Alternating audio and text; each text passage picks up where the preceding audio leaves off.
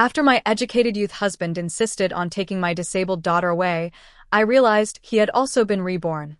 In my previous life, he had an affair with his childhood sweetheart, and I caught them red-handed. I cried and begged for a divorce. Favoring boys over girls, he took our 8-year-old son with him and left me with our 5-year-old disabled daughter. 18 years later, under my care, that same daughter was admitted to Tsinghua University and later recruited by the state as a key talent. After graduating, she unexpectedly met the head of a military regiment who, despite her disability, fell in love with her at first sight and swore to marry no one but her. She successfully married him, and from that point on, I never had to worry about food or clothing. Meanwhile, my ex-husband married his childhood sweetheart, but she hated the fact that our son was mine. After getting pregnant with his child, she beat and scolded my son constantly. On the day of her delivery, she tried to drive him away, but my son locked the door. She hemorrhaged and died. My husband, who lost both wife and child, bumped into me on the street one day and, consumed with jealousy, stabbed me with a fruit knife, screaming, "Why do I live so miserably while you live so well?" When I opened my eyes again, I was back on the day we got divorced. He said arrogantly, "I've wanted to divorce you for a long time. For a country girl like you, marrying me and serving me for a few years was a blessing. But I'm kind. I won't compete with you for that useless bastard. I'll take our daughter back to the city. You just give me $500 for her child support. After all, if you hadn't been so worthless, our daughter wouldn't have been born disabled." As I looked at the arrogant man rambling in front of me, I couldn't help but feel stunned. How could William Bennett look so young? Shouldn't he have already been ravaged by life and become unrecognizable? Emmeline, why are you spacing out? Hurry up and finish the divorce, so you don't delay my precious daughter's schooling. Hearing that, I stared at William in disbelief. Precious daughter? Divorce? Had both of us been reborn? In our previous life, William treated this daughter like trash. He didn't even want to look at her and said a disabled girl didn't deserve to be his child. He walked away with his son and childhood sweetheart without ever looking back. He never expected that, under my guidance, our disabled daughter would be admitted to a top university and later marry into a military officer's family, while his beloved childhood sweetheart died and the son he had pinned all his hopes on ended up in prison. He was left utterly miserable and alone. My heart ached at the thought my son, so gentle and understanding, was tormented by the cruelty of William Bennett and Fiona Walsh. In this life, I wanted both of my children. I would never let them follow a father like that again. William's expression changed when he heard me say that. He glanced at Fiona, who stood next to him looking pitiful, then turned back to me and snapped, "Emmeline, watch your mouth. Yaya and I are in love-weary childhood sweethearts. You were just the unloved woman I got stuck with." I laughed bitterly at his ridiculous words. How can you act so high and mighty now that you can return to the city?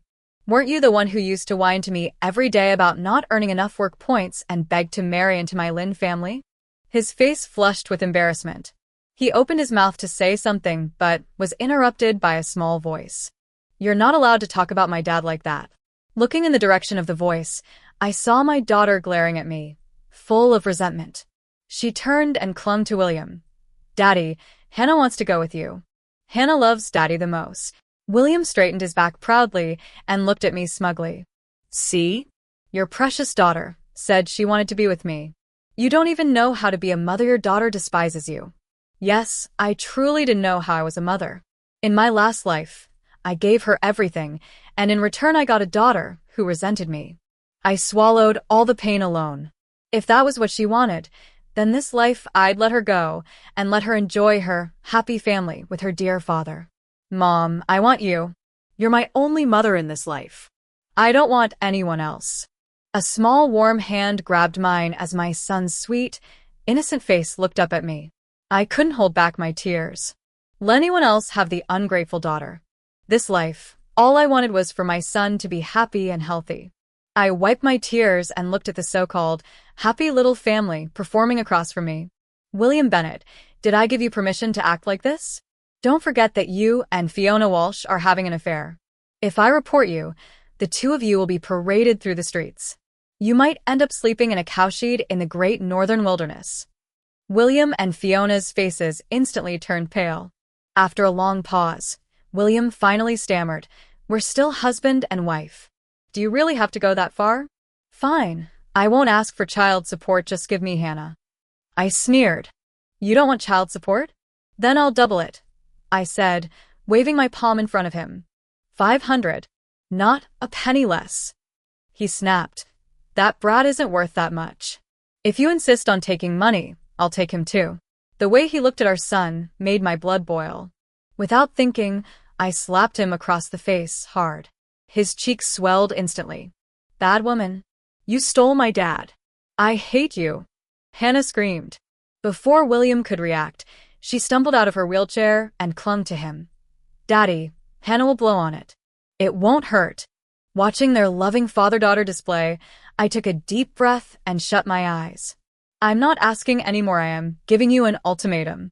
My son is my treasure. I'll never give him to you. If you push me, I'll go straight to the Revolutionary Committee and tell them everything about your affair." As she turned to leave, Fiona Walsh suddenly panicked and clung to William Bennett. "Brother William, please just agree with her, otherwise, both of us will be ruined." As expected, since neither William Bennett nor Fiona Walsh wanted to be paraded through the streets with vegetable leaves thrown on them or forced to sell their belongings, they eventually gave me the money, and the divorce along with the child support was handled swiftly. Holding the thin sheet of our divorce certificate in my hand, I breathed a sigh of relief. Yet William still mocked me with that arrogant sneer. "Women are always short-sighted. Do you really think you can change your life with 500 yuan? Don't you know the treasure you just gave up?" As he spoke, he picked up Hannah Bennett with an uncontrollable smile. "She's a little genius. One day she'll be admitted to Tsinghua University and marry a high-ranking official. I'll live like a king, eating and drinking the best. Our good life is just beginning. But you, raising that useless little thing who doesn't even acknowledge you, just wait and die from spending that money too fast." He looked so pleased with himself, like he had already seen into the future. "Hannah Bennett will study hard and make Daddy proud. Hannah loves Daddy the most." Watching my daughter tug on William's sleeve with that overly sweet tone, I smiled coldly. A weak and cowardly man trying to steal the results of all my effort from the previous life, and a scheming little girl who would one day stab her own mother in the back. I was actually looking forward to seeing their fate unfold. But for now, I only cared about one thing: letting my precious son live a good life and making up for everything I failed to give him in the past. I could still remember the tears in his eyes in our previous life, when I visited him in prison. He had clutched the bars, sobbing, asking why I abandoned him, telling me how Fiona Walsh had abused him. My heart broke all over again just thinking about it. But this time, he was only mine Emma Lynn's son, and I would raise him in peace. He didn't need to be the smartest or the richest, just happy and safe. Stroking his soft hair, I whispered, "Baby, from now on it's just the two of us, mother and son. Life may be hard, but Mommy promises to protect you." Before I could even finish, my son hugged me tightly and said, "I'll protect Mommy too. As long as I'm with you, I'm not afraid of anything." Maybe it was the lessons from my past life, but the days I thought would be full of hardship slowly turned into something bright. Little by little, we moved from the village to the town, then from the town to the county. Within 6 years, our small business had grown. And when my son reached his high school entrance exam, we expanded again to the provincial capital. I thought such a big city would keep us safe from William Bennett, but fate had other plans. One afternoon, I saw them, the so-called family of 3, walking into the restaurant I had opened. Hannah Bennett wore a frilly princess dress and clung to William's arm with that same sweet smile. Fiona Walsh was no longer the arrogant city woman she once was. Now she looked exhausted and worn out, her clothes barely presentable, worse than the countryside girls she used to mock. William barked at her. "What are you dawdling for? Didn't you hear Hannah say she's thirsty? Get her some water." Then he turned to Hannah with a loving smile, his expression twisted with self-importance. "My darling, you're the top scorer this time, right?" I raised my eyebrows at Hannah. Was she really doing better in this life with William than in the last? Hannah hesitated for a moment, then nodded proudly. "Of course. Dad, have I ever dropped out of the top 3? Don't worry, I'll get into the best university and let you live your best life." William chuckled and leaned back, crossing his legs with smug satisfaction. Good girl. Dad spent a whole month's salary to bring you here and forget that. Hannah smiled and nodded again, and for a moment, it looked like a picture-perfect scene. Fiona just sat in silence, her head low, eating her food with no interest. I wondered what had happened all these years. In the past life, she had been brazen and arrogant imiting my son until she died with him in the end. But now, she couldn't even lift her head in front of Hannah. Before I could process it all, a sharp voice broke my thoughts. Emmeline, so this is what you've been reduced to? Serving tables in the city like this? How shameless. Thank God our daughter didn't end up with you just imagining it hurts. I looked up to see William Bennett sneering, with Hannah standing beside him, eyes full of disdain. I have a father but no mother, she said loudly. Instead of correcting her, William laughed proudly. Of course. Hannah's going to marry into politics. How could she have a mother working in a restaurant? She doesn't need you. Then, he rolled his eyes, let out a few mocking laughs, and shouted across the room, Waiter, check please. I took a deep breath, forcing a smile. You can pay at the cashier. Thanks for dining with us. Seeing me bow my head, William looked even more self-satisfied and strutted off toward the register. Fiona quietly pushed Hannah's wheelchair. As they passed me, Hannah lifted her hand to cover her nose like I was diseased, her eyes full of disgust. I turned to walk away, but then came the angry yelling from the register. What kind of scammy black market restaurant is this? 100 yuan for 3 people? Are you robbing us? I'm a real city native, not like those country bumpkins you trick. You better lower your prices. Everyone turned to look. The cashier girl was flustered but tried to keep calm. Sir, all our prices are clearly posted. You can check this total is correct. She offered the bill politely, but William didn't even look at it. He shoved her hand aside aggressively. As she turned to leave, Fiona Walsh suddenly panicked and clung to William Bennett. Brother William, please just agree with her, or else we'll both be ruined. As expected, neither of them wanted to be dragged through the streets with vegetable leaves on their heads or be forced to sell their belongings, so they handed over the money, and the divorce along with the child support was settled quickly. Holding that thin divorce certificate in my hand, I finally exhaled with relief. But William couldn't resist a parting jab. With a smug grin, he scoffed, Women are always so short-sighted. Do you really think 500 yuan can change your life? Do you even realize the treasure you just threw away? As he spoke, he scooped Hannah Bennett into his arms, his face glowing with pride. She's a little genius. One day, she'll get into Tsinghua University and marry a high-ranking official. I'll live like royalty, eating the finest food and drinking the best wine. Our good days are only beginning. But you? Raising that worthless brat who doesn't even recognize you just don't die wasting that money too fast. He looked so pleased with himself, like he was watching the future unfold exactly as he imagined. Hannah will study hard and make Daddy proud. Hannah loves Daddy the most. I watched my daughter cling to his sleeve, her sugary voice echoing like performance, and I smiled cold and silent. A spineless coward trying to reap the rewards of my past life sacrifice, and a cunning little demon who would eventually stab her own mother in the back. How poetic. Let them have their fantasy. I, however, only cared about one thing, giving my precious son a good life and repaying the debt I owed him. I could still picture the tears on his face in the last life, when I visited him in prison, how he sobbed, asking why I abandoned him, how Fiona Walsh had beaten him. The pain stabbed through me like it was happening all over again. But this time he was mine. Only mine. Emma Lynn's son.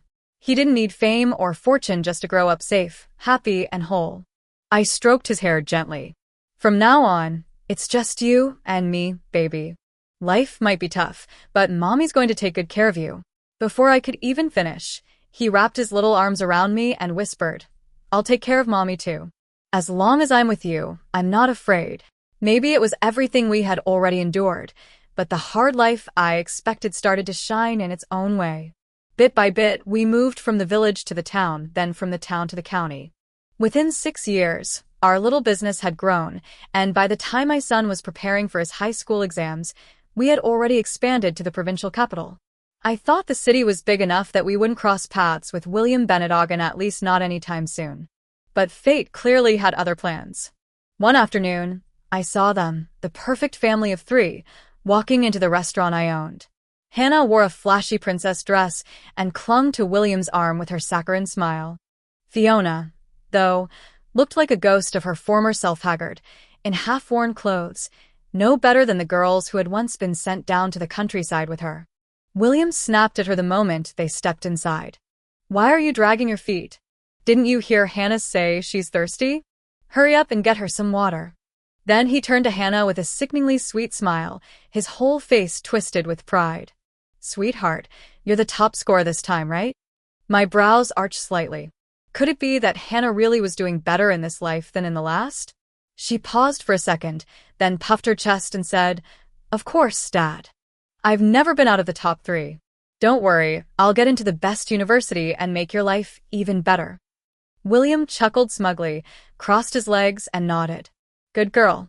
Dad spent an entire month's salary just to bring you here and forget how good I've been to you." Hannah nodded quickly. For a second, they really looked like a model father-daughter pair. Fiona sat to the side silently, head lowered, listlessly eating her food. I couldn't help but wonder what had happened over the years. In the last life, Fiona had been brazen and cruel, tormenting my son and dragging him to ruin. But now, she couldn't even lift her head in front of Hannah. Before I could think more, a sharp voice cut through my thoughts. "Emmeline, is this really what you've been reduced to? Working in some lowly city restaurant? How shameless. Thank God our daughter didn't end up with you. Just the thought of it makes me sick." I looked up and saw William glaring at me with scorn. Hannah stood beside him, her face full of contempt. "I have a father, but no mother," she said loud enough for the whole restaurant to hear. William didn't correct her, on the contrary, he beamed. "That's right. Hannah's going to marry someone important one day. How can she have a mother who serves food in a restaurant? We don't recognize you." He snorted and called out, "Waiter, time to pay the bill." I took a deep breath and forced a polite smile. "You can settle at the cashier. Thank you for dining with us." Seeing me keep my composure, William only grew more smug as he strutted toward the counter. Fiona silently pushed Hannah's wheelchair behind him. As they passed me, Hannah dramatically covered her nose like I smelled rotten, her expression full of disgust. I turned away and was about to leave the hall when William's shrill voice echoed again. "What kind of scam joint is this? 100 yuan for 3 people? Are you insane? I'm a city native, not some clueless bumpkin you can rip off. You better give me a fair price." Everyone in the restaurant turned to look. The cashier, a young girl, looked startled but stayed calm. "Sir, all our prices are clearly listed. You're welcome to review the menu. It really is the correct amount." She politely handed him the receipt, but William didn't even look at it. He swatted her hand away with force. "Mom, you work so hard, and as your son, I can't be bad either." Looking at my son's youthful smile, my heart softened completely, as if a warm current surged through my chest. It felt like, for once, God was finally being kind to me. Meanwhile, William Bennett treated Hannah Bennett like a life-saving straw, the reincarnation of the god of literature. But I'd heard from Director Wong, who came to die not long ago, that something had gone wrong. Hannah hadn't done well in her junior high entrance exams. William had to bribe and beg people to get her into a halfway decent school. Rumor had it their home was a mess now. William had repeated the same mistake as in his previous life, misusing public property for personal gain. He'd been reported several times and eventually lost his good job. Now he stayed home all day drinking and gambling. But none of that had anything to do with me. My only wish was to build my career and raise Lucas to grow up healthy and happy. Everything else, people, gossip, drama, was irrelevant. That was until Hannah Bennett started showing up around me more and more. She never approached, only watched from a distance with a pitiful expression. Her clothes grew more ragged by the day, but since she never spoke, I acted as if I didn't see her and walked past without a glance. That was until the day she stormed into my store, a disheveled mess in a wheelchair, face bruised and swollen. "Mom, please save me. Aunt when you beats me every day. I can't live like this anymore. Can I come live with you?" Her clothes were torn and couldn't even hide the bruises scattered across her body. Everyone nearby stared with sympathy as she sobbed harder, making the scene all the more dramatic. All these years, not a day has gone by that I didn't miss my mother. And when you always saw me as a burden. Now that she's pregnant with Dad's baby, she hates me even more and takes it out on me. Her voice trembled. Please, Mom. Please take me in. Seeing the crowd grow, I quickly pulled her aside into a quiet corner and pretended to hesitate. Hannah, of course Mom misses you too. But your father and I agreed each of us would raise one child. Your brother is already with me. If you came too, your father wouldn't take it well. He loves you so much. He gave up his son just to keep you and even promised to support your college education. How could I steal you from him now? Hearing this, Hannah's eyes lit up and she immediately clutched my hand. If Dad doesn't want me anymore, will you take me in? I looked like I was thinking hard but gave her no clear answer. Your dad loves you. And maybe you misunderstood Aunt Winnie. She's a teachera, respected one. How could she act like some uncouth, uneducated woman? That line was a direct quote from Hannah in my previous life. If you weren't so vulgar, Dad would never have left for Aunt Winnie. You made him hate me too. I was supposed to live in the city and have a good life. It's all your fault. If she could live a better life, she wouldn't care who her mother was or who truly loved her. That was true then, and it was true now. Even now, I could see the greed in her eyes. Mom, you're not a shrew. You're the best mom in the world. I love you so much. Just wait till I'll talk to Dad and come live with you. We'll never be apart again. I never expected that after that day, she'd disappear completely, and I'd enjoy a stretch of peaceful, quiet days. I assumed William wouldn't let go and was keeping her from coming back. But a month later, William showed up at the store like a mad dog. Let me in. I want to see Emmeline. Emmeline, get out here. Gone was the so-called scholar.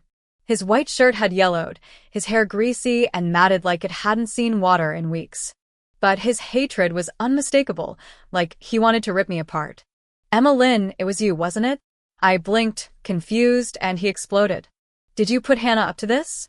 Did you teach her to push when you down the stairs? How could you be so cruel? She was pregnant. The doctor said it was a boy. And now it's gone.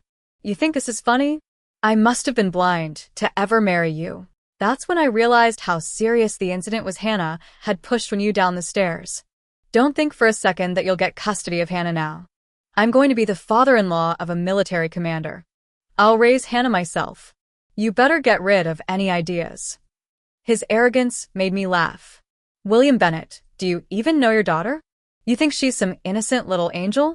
She didn't need me to teach her anything. I've been living peacefully with my son, and I never once thought about taking her back, and I never will.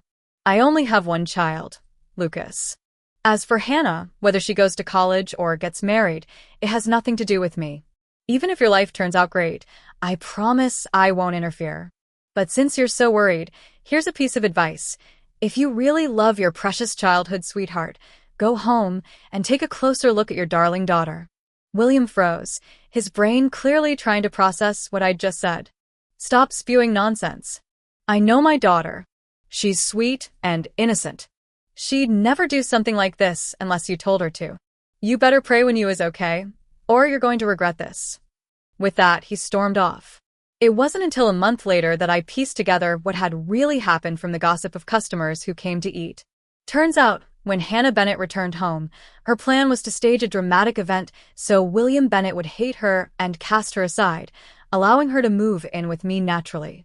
But what she didn't realize was that William Bennett had also been reborn and was pinning all his hopes for a better life on her. How could he give up on her so easily? Sure, he wanted her to have a good life, but he'd already lost a son and nearly lost his wife. He wasn't about to risk losing more. And things weren't the same anymore. After losing his job, the entire family's livelihood depended on Fiona Walsh. The moment the protective bubble around Hannah Bennett popped, Fiona, who had long swallowed her anger for the sake of William's favorite child, began retaliating viciously. Hannah Bennett truly lived the kind of life she once used to fabricate, starving, beaten daily. This time, William didn't stop Fiona. He intervened only to say, "Make sure you hit her where it won't show. It'll affect your job if anyone finds out." They underestimated her. Hannah wasn't going to endure it quietly. She caused a scene, went straight to Fiona's school, and soon the whole compound knew. The sweet teacher from second primary school was abusing her disabled stepdaughter. The household fell into chaos and became a neighborhood joke. Even then, Hannah wouldn't quit. She came to my store again, and I had my staff send her away each time. No matter how clever she thought she was, if I refused to see her, all her schemes were useless. Eventually, she left a letter in the store. There was only one sentence. My dad told me my good days are coming. Since you refuse to see me now, don't come crawling to me later. No matter how big your business gets, my future husband will crush it with a flick of his finger. Reading that line, I realized just how far removed from reality my daughter had become. Fine. Let her chase her so-called good days. My son and I would enjoy our peace, eating well, living well, and having no regrets. Time passed quickly, and in the blink of an eye, my son had finished the college entrance exams. Mom, don't worry. I may not be the top scorer in the whole province, but I've got a good shot at being the city champion. When I go to Beijing for college, you'll come with me. We'll travel around and finally relax. You won't need to work so hard anymore. Your son will take care of everything. Hearing that felt sweeter than honey. In my past life, when Hannah was admitted to Tsinghua, I was overjoyed. I even dreamed of taking her to school and strolling around the capital together. But she just snapped at me. Why are you going? So people can see my mother is a street vendor and look down on me? What will happen to the stall if you're not here making money? You gave me a broken body and still want to humiliate me? I must have sinned in a past life to end up with a mother like you. After all that yelling, I didn't say a word. I just took out the money I'd hidden in a handkerchief and handed it over quietly. But now, I've put those memories behind me. Smiling at my son, who now stood as tall as bamboo, I said, "All right, from now on, I won't worry about anything. I'll go see the rivers and mountains of our country and wait for my son to support me." I felt content. I didn't stress over his scores. Whether he ranked high or not, he was still my son. Our family business, which I built from the ground up, would always be his safety net. He could do whatever he wanted with confidence. So I focused on work as usual. My son even found a tutoring gig for himself, saying he wanted to save money to take me on vacation. Life was simple, steady, fulfilling. But some people just can't stand peace. Emma Lynn, did you see it? This is my eldest daughter's high school entrance exam result. She got into provincial high. Her teacher said she's already halfway into college. My good days are just beginning. William Bennett stood there grinning like he'd just won the lottery. I glanced at him without much emotion. Oh. Then, congratulations. Hannah smirked and added, "This is what happens when you value girls over boys. I just want to tell you, I'm 1,000 times better than that useless brother of mine. If he ever ends up in jail, don't come begging me for help. I'll only support my dad. Not you." Perfect. My lovely daughter still as sharp as ever. The two of them carried on with their usual performance of filial daughter and doting father. I hadn't seen them in years, but apparently, Hannah had clawed her way back to the top of the Lee family's small domain. It was laughable. Lucas's mom. Lucas's mom. What are you doing serving tables here? Lucas's scores are odds the provincial champion. The school's coming over with banners and drums. You'd better get ready. My heart leapt. All those years of effort had finally paid off. Provincial champion? Who's Lucas? William snorted. You're just a stepmother. Don't flatter yourself. I rolled my eyes. Lucas is our general manager, Emma's son.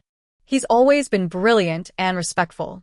When will I have a son like that? Someone nearby chimed in. Isn't he tutoring now to earn money, to take you traveling? Not like my own kid.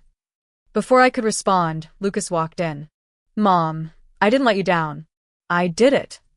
I wiped the sweat from his brow and smiled, eyes teary. I knew you would, baby. I've always known you were the best. William blinked, stunned. What? Lucas? Isn't that my son, Lucas Lynn? Lucas turned to him calmly and said, I'm not your son. From the day you cheated on my mother and divorced her, I stopped having a father. My name is Lucas Lynn. William Bennett opened his mouth to argue, his face red with anger, but before he could get a word out, the thunder of drums and gongs erupted around us, cutting him off. He stood there muttering, Impossible, this damn kid has a vicious heart. Destined for prison, how could he possibly get into college?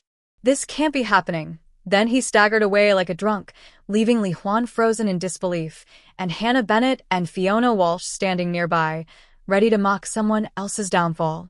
Oh wow, Fiona sneered. You talked all year about taking the college entrance exam, but look at you, barely scraped into a second-tier school, and you act like you're something special. Some people aren't just disabled on the outside. Their brains are slower than their own brothers. A total failure, through and through. With that, she turned and walked off gracefully, not even bothering to look back at Hannah, whose face had gone as dark as ink. I didn't care about their drama. William Bennett doubting the world, Hannah Bennett sulking, none of it had anything to do with me. As long as I lived well, that was enough. Once my son went north for college, I gradually shifted my business operations in that direction too. 3 years passed before I returned to the provincial capital again. Life in Beijing had been smooth and comfortable, and coming back here felt like stepping into a memory from another life. Then I saw Hannah Bennett in the street, shouting at William. You said I'd go to the best university, and now I can't even get into a junior college. After everything I've done for you, though, I deserve this? You think you're so important. If I hadn't come back into your life, maybe I'd be living happily with Mom. Look at my brother, eating and drinking in Beijing, while I suffer here like a dog. Watching that scene unfold at the corner, I could only sigh at their misfortune. Every time I returned, it was like witnessing a new stage play. Let me go. My classmates taking me to the south to start a business and make real money. Stop dragging me down. Hannah's voice was sharp, bitter. William was livid. You're not going anywhere. You tore this family apart and wasted all our savings, and now you want to run away. I tore the family apart, she snapped. Get it straight, Fiona Walsh ran off with another man. That's who ruined everything. Not me. If it weren't for her, maybe we wouldn't have ended up like this. You were the one who was blind. The two of them kept yelling, their words overlapping, but I stopped listening. It was just more of the same mutual blame between people who only knew how to rely on others. William wanted to restart his life on his daughter's back. Hannah still dreamed of finding someone rich to save her. Now that it was just the two of them, living in squalor and bitterness, perhaps this was poetic justice. I thought that was the last I'd ever hear of them, that our lives would finally diverge for good. But a few years later, I got a call from the Provincial Public Security Bureau. Hello, MS. Emma. This is the Provincial Public Security Bureau. We've just rescued a woman who was kidnapped and sold years ago. She was identified as your biological daughter. Her father sold her to a remote mountain village to be the wife of a widower and carry on his bloodline. She's endured unspeakable abuse, and she's now mentally unstable. Crazy, huh? I replied calmly.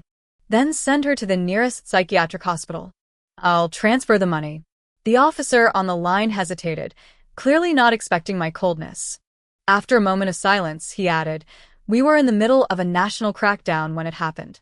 The person who sold her was sentenced to death. I let out a slow breath and curled my lips slightly. Thank you for the update. Then I hung up.